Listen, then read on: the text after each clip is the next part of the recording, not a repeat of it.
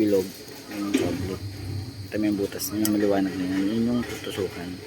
Screwdriver dito sa ilalim. Ayan yung butas nito. Kailangan mo tanggalin yung mga yung fender. Dito tutusok mo yun dyan hanggang sa tamaan mo. Yun. Makita, wait lang. Tawa natin. Ayan siya. Ayan yung ano. Hanggang sa tamaan mo siya. So dyan na yan. Makikita mo yun dyan. Parang spring or parang linya. Ready na kayo guys. Next na kayo.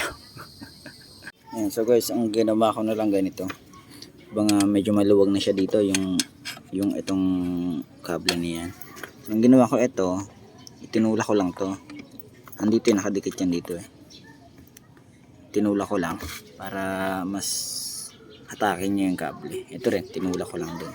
Pero ito yung pinaka mas tinula ko talaga. So ayan, medyo okay na siya, masikip na ulit. Pag nag-lock, isang press lang doon, out na agad.